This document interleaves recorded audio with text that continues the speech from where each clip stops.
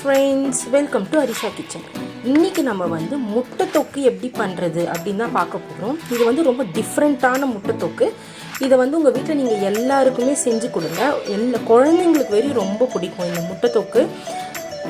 உங்கள் வீட்டில் இருக்கிறவங்களுக்கும் எல்லாருக்குமே ரொம்ப பிடிக்கும். வாங்க எப்படி பண்ணுறதுன்னு பார்க்கலாம். இப்போது நான் ஒரு பேன் எடுத்து வச்சுருக்கேன். இந்த பேனில் வந்து ஒரு 3 டேபிள் ஸ்பூன் ஆயில் ஆட் பண்ணிக்கலாம்.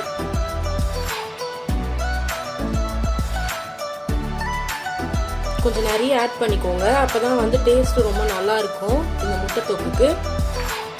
ஒரு ஸ்பூன் ஜீரகம் ஆட் பண்ணிக்கலாம். 2 ஸ்பூன் கடுகு ஆட் பண்ணிக்கோங்க.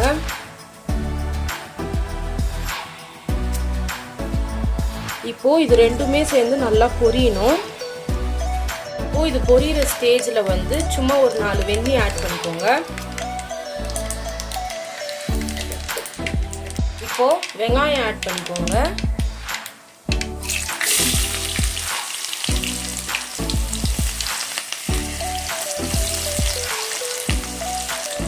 இப்போது இது நல்லா வந்து ப்ரௌன் கலரில் வந்து நல்லா ஆகணும்.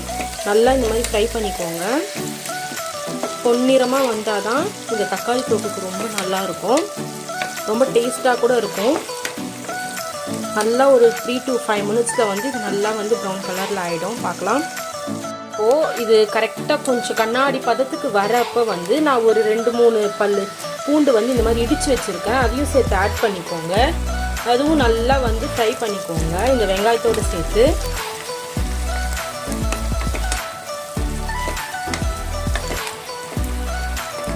இப்போ நான் கொஞ்சமாக கருவேப்பிலை போட்டுக்கிட்டேன்.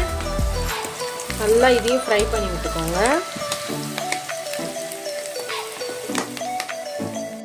இப்போது பாருங்கள், இந்த அளவு கொஞ்சம் நல்லா லைட் ப்ரௌன் வர அளவு இந்த ஸ்டேஜில் வந்து நான் மொத்தம் 4 பேருக்கு வந்து செய்கிறேன். 4லேருந்து 5 பேருக்குள்ளே சாப்பிடலாம் இந்த தக்காளி முட்டை தொக்கு. இப்போ நான் வந்து ஒரு 10 தக்காளி நல்லா அரிஞ்சு வச்சுருக்கேன். அதை வந்து நான் அப்படியே ஃபுல்லாக சேர்த்துக்கிறேன்.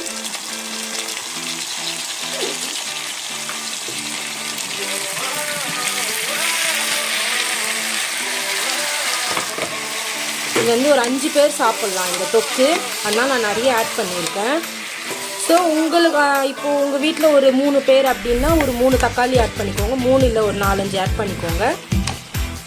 ஒரு 2 பேர் அப்படின்னா ஒரு 3 தக்காளி போதும். இந்த மாதிரி நிறைய பேருக்கு செய்யணும் அப்படின்னா 10லேருந்து 15 தக்காளி வந்து இந்த மாதிரி நல்லா கட் பண்ணி வச்சுக்கோங்க. இந்த தக்காளி வதங்கிறதுக்கு வந்து நான் 1 ஸ்பூன் சால்ட் ஆட் பண்ணிக்கிறேன். இப்போ இது நல்லா வந்து கலந்து விட்டுக்கோங்க. நல்லா இது வந்து குழஞ்சி நல்லா வதங்கணும். நல்லா ஒரு 2 மினிட்ஸ் ஆச்சு. பாருங்கள், 2 மினிட்ஸ்லேயே இந்த அளவுக்கு நல்லா குழன்னு வந்துடுச்சு. இன்னும் நல்லா குழன்னு ஆகணும். இந்த தக்காளி நல்லா இப்படி நெசிச்சு விடுங்க. இன்னும் ஒரு 3 மினிட்ஸ் பார்க்கலாம்.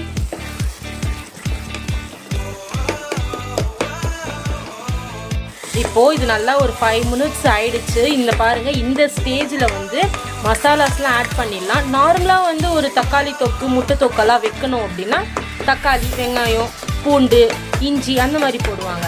இது வந்து ரொம்ப டிஃப்ரெண்ட்டான தக்காளி தொக்கு, முட்டை தொக்கு. இதை நீங்கள் நார்மலாக தக்காளி தொக்காவும் யூஸ் பண்ணிக்கலாம், முட்டை தொக்காவும் யூஸ் பண்ணிக்கலாம். இப்போ மசாலா என்னென்னா 1 ஸ்பூன் வந்து சாம்பார் பொடி ஆட் பண்ணிக்கோங்க. 1.5 ஸ்பூன் வந்து வீட்டு மிளகா பொடி யூஸ் பண்ணிக்கோங்க. இது நல்லா அப்படியே கலந்து விட்டுக்கோங்க. சிம்மில் வச்சுக்கோங்க. இந்த தொக்குக்கு வந்து கலருக்கு வந்து நம்ம காஷ்மீரி சில்லி பவுடர் ஆட் பண்ணிக்கலாம். ஒரு 1/4 ஸ்பூன் ஆட் பண்ணிக்கோங்க. இதையும் வந்து நல்லா மிக்ஸ் பண்ணி விட்டுக்கோங்க.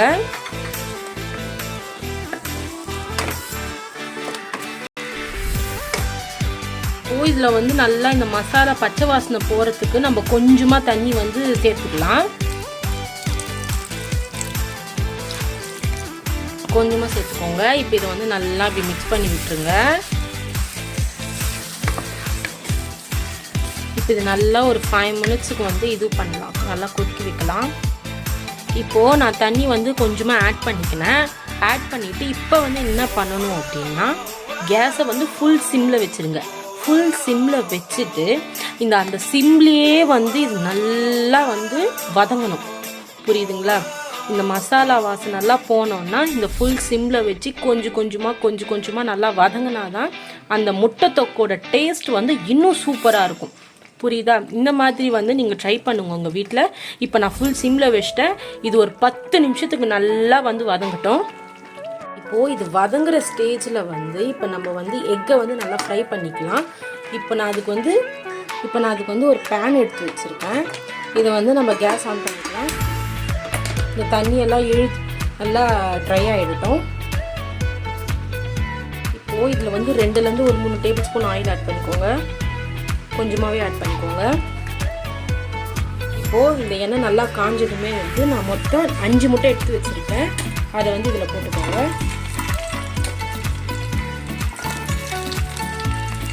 இப்போது 1/4 ஸ்பூன் மஞ்சள் பொடி ஆட் பண்ணிக்கோங்க. 1/2 ஸ்பூன் மிளகா பொடி. இப்போ இது எல்லாத்தையும் வந்து நல்லா இப்படி ஃப்ரை பண்ணிக்கோங்க. இப்போ வந்து இதை நல்லா இப்படி ஃப்ரை பண்ணிக்கோங்க. நல்லா இந்த மாதிரி ப்ரௌன் கலரில் வர மாதிரி எல்லா சைடும் வந்து நல்லா ஃப்ரை பண்ணிக்கோங்க. ஒரு 2 மினிட்ஸ்க்கு நல்லா பண்ணிக்கோங்க. இப்போ நான் 2 மினிட்ஸ்க்கு இந்த மாதிரி பண்ணிட்டு இருந்தேன். இந்த மாதிரி ஃபுல்லாகிடுச்சு. இப்போ கேஸ் ஆஃப் பண்ணிவிடுங்க.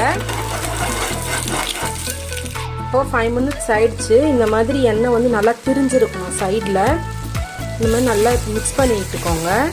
இப்போ வந்து நான் ஃப்ரை பண்ணி வச்ச முட்டையில் வந்து ஃபுல்லாக நம்ம ஆட் பண்ணிக்கலாம். ஃபுல்லாக ஆட் பண்ணிக்கோங்க. இப்போது இது நல்லா அப்படியே மிக்ஸ் பண்ணி விட்டுக்கோங்க.